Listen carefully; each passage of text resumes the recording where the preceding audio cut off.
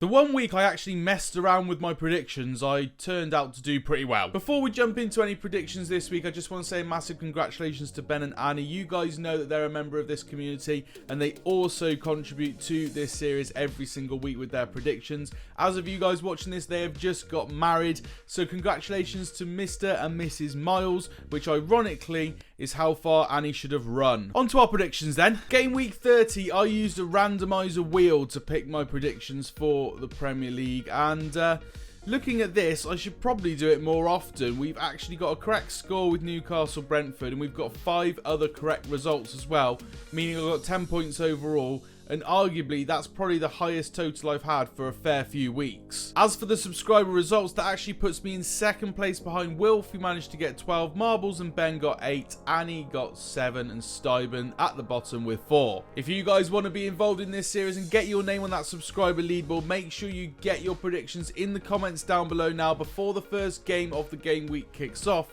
for a chance to be top of our table. This week I'm actually going to predict the games myself, and you can see that it's a bit of a slow week. Chelsea-Brighton's probably the biggest game, and I think Leeds could get something. Before we jump into any predictions this week, I have a question for you guys. Who do you think should be England's next number 1? I ran a poll over on YouTube which had Ramsdale coming out as 50% of the votes, Pickford 17% and Pope 33%. Who do you think should be England's next number 1? Put it alongside your predictions. Because after Ramsdale's performance this week, it's hard to say anything else against him. Now this has gone completely under my radar, but Aston Villa are somehow in 6th position in the Premier League. When did this happen? They've gone on a mad run of results recently, and they haven't actually lost in their last 5 games. They're coming up against a Newcastle side who are equally in really good form. But I just don't know where this Aston Villa run of form has come from. I've completely, missed it. I don't know what's happening. To be fair, teams like Fulham, Brentford, Liverpool have had a bad run of form recently, and they've dropped a lot of points, which has allowed Aston Villa to jump up the table. But it's mental. I do not know where they've come from. Where do I see this game going? Because of the run of form of Aston Villa, I've gone for an outside bet of a draw here. I've gone for 1-1.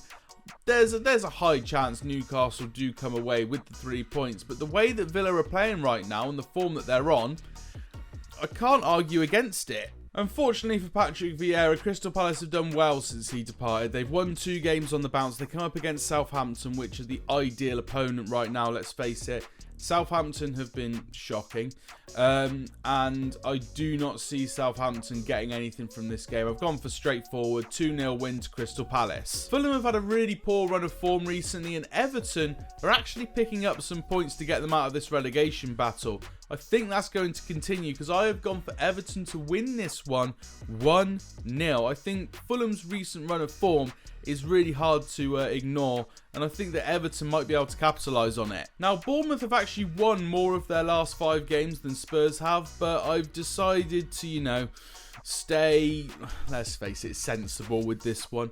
I would like Bournemouth to come out and get a result here, but I don't think that's going to be the case. I've still gone for 2-1 to Tottenham.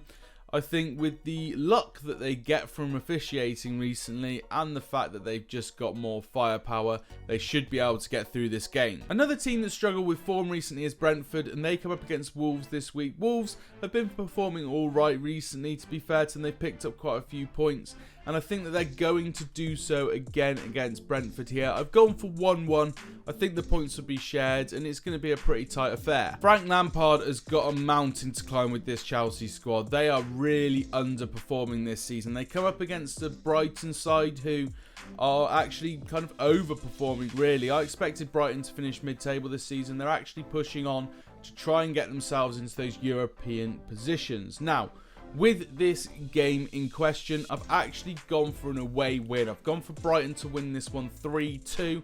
I think both teams are leaking goals heavily right now, which is why I've put it as such a high-scoring game, but I do still think that Chelsea are going to come up short. Look, there's not much to say about this game. Leicester City, rubbish every single time I've seen them recently. Man City, easy win, 4-0. West Ham United have actually quietly picked up some good points recently, but they do come up against Arsenal Arsenal this week. For me, Arsenal will need to bounce back after what was a frustrating game against Liverpool last weekend. So I have gone for Arsenal to win this one 2-0, get back to winning ways, and now that Gabriel Jesus is back, I think the goals are going to start flowing. Another team that shouldn't struggle away from home this weekend is Manchester United. They perform really well at Old Trafford. Can they do it on the road up against Nottingham Forest? I think they can.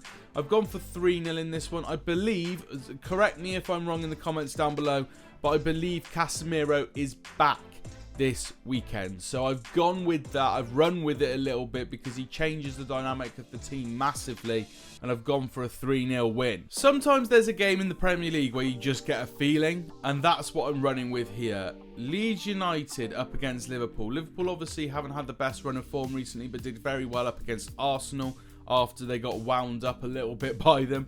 Up until then, were pretty shocking, let's face it. That first half an hour shouldn't have wound up Trent. That's all I'm saying. I just have a feeling. I don't know what it is, and sometimes when you're doing predictions like this, you need to run with those feelings. I think Leeds United get a result here, and I don't think it's just a draw. At Ellen Road, Monday night, high stress environment, Liverpool crumbling under pressure when teams do it in the right manner. I think Leeds get a result. I've gone for 1-0 to Leeds.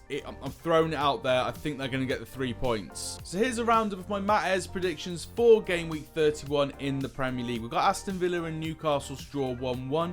Crystal Palace to win 2-0 away at Southampton. Everton to win 1-0 at home to Fulham. Tottenham to win 2-1 against Bournemouth.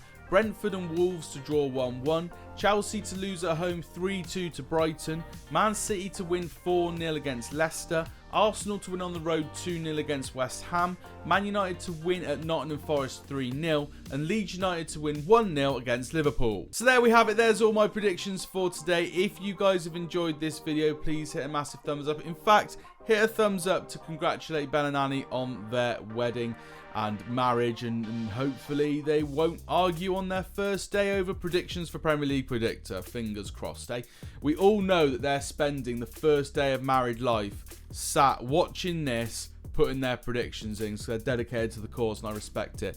Thank you very much for watching, guys, and I'll see you in the next one.